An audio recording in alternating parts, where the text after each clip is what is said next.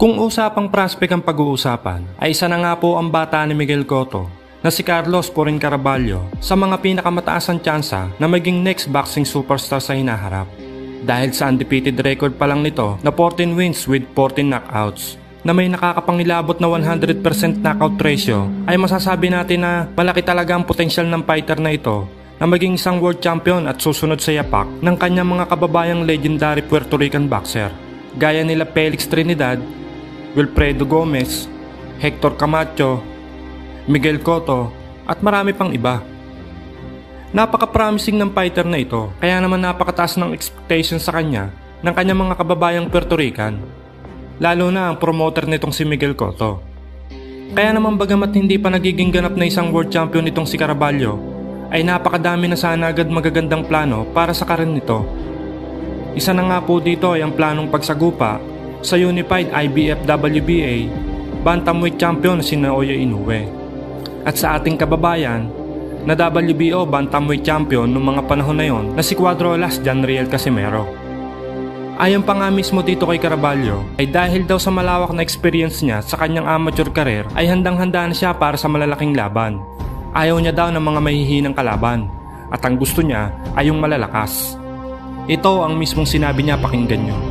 I feel ready to challenge the best in the world. My amateur experience has given me a tremendous advantage.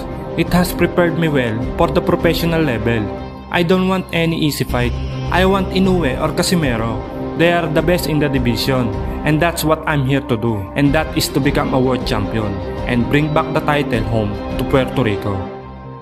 At dahil nga sa malakas itong si Caraballo sa kanyang mga promoter, ay agad namang napagbigyan ng kanyang hiling na mapalaban sa isang world championship. October 10, 2021 ay itinampat ito sa pambato ng Zamboanga del Norte na tinuguri ang one punch ng Philippine boxing na si Jonas Sultan para paglabanan ang bakanting WBO interim bantamweight title. Sa magiging laban ay super underdog nga po ang ating Pinoy na bida.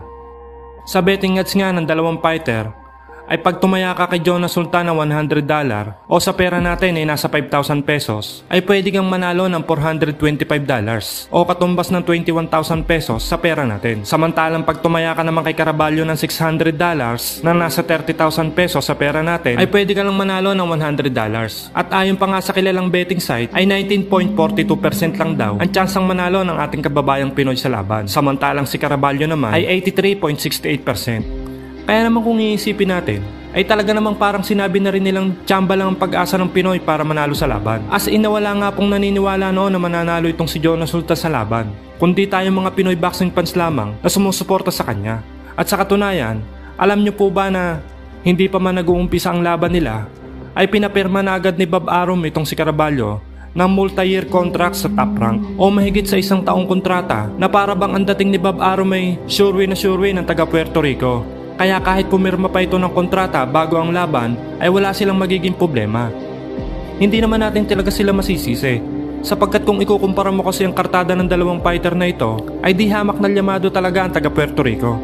Pero kahit ganon ay may lamang din naman itong si Sultan kay Caraballo, at ito nga po ay ang mga bigating nakalaban nito noon. Kung ating matatandaan, taong 2017 ay nagawa nitong talunin si Cuadrolas by a unanimous decision.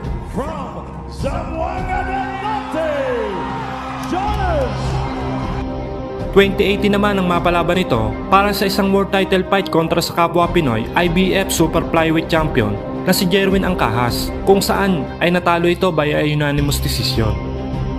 At para nga po sa inyong kaalaman, bukod sa kanyang malawak na experience, ay malaki na din ang in-improve ng skill at power nitong si Jonas Sultan, lalo na maging strength and conditioning coach niya itong si Memo Heredia. Kaya naman walang kamalay-malay ang Puerto Rican knockout artist na si Caraballo na ang makakasagupa niya pala ay ang magbibigay bangungot sa kanya.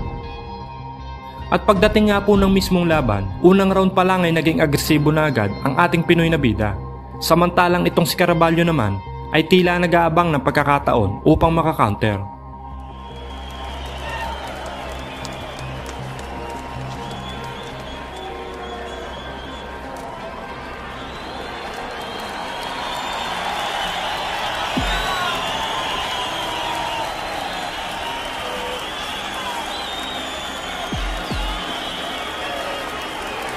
Sa round 2 ay unang bumagsak itong si Caraballo matapos itong tamaan ng isang short right hook.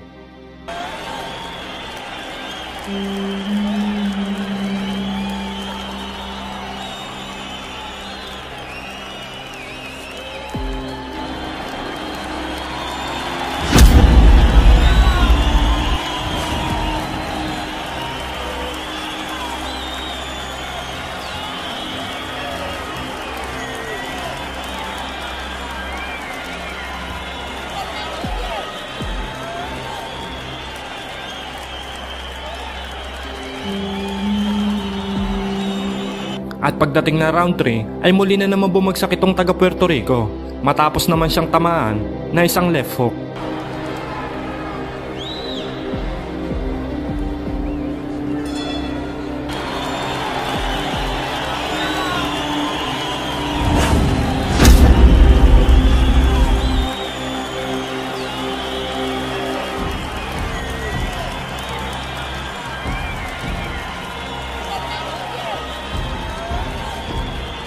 At sa round 4 ay bahagya namang nakabawi itong si Caraballo matapos makapagkonekta ito ng ilang solidong patama kay Sultan.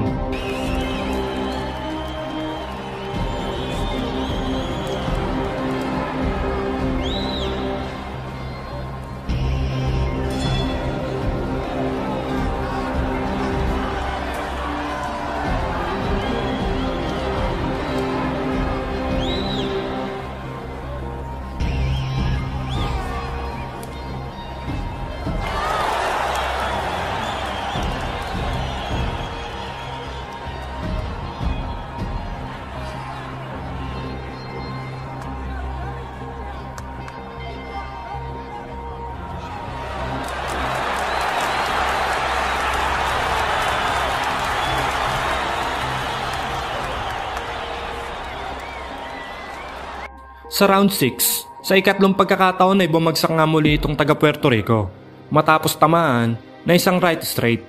Subalit sa pagkakataong iyon ay makikita na talagang nasaktan ito.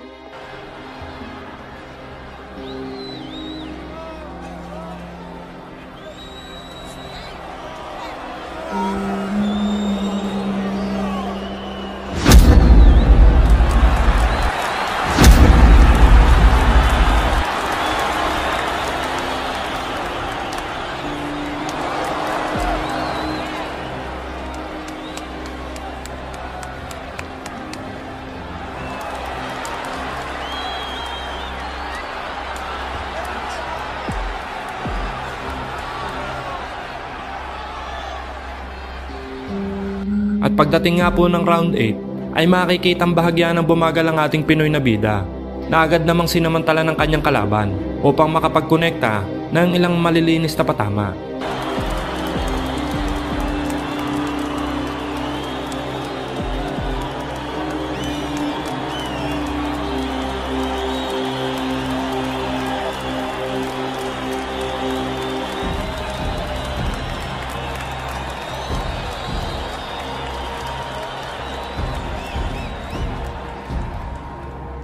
At sa round 9, bagamat kitang nakakabawi at lamang na itong si Caraballo, ay muli na namang ginulat ng ating Pinoy na bida ang mga manonood ng pabagsakan niya si Caraballo sa pamamagitan ng isang left hook.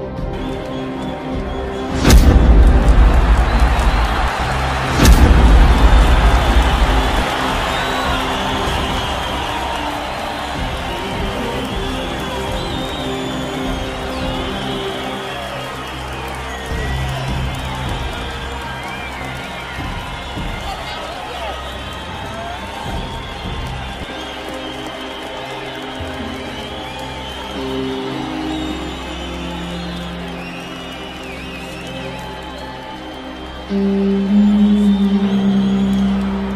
pagkatapos ng 10 round, ay nakuha ng Pinoy ang panalo sa pamamagitan ng isang unanimous decision.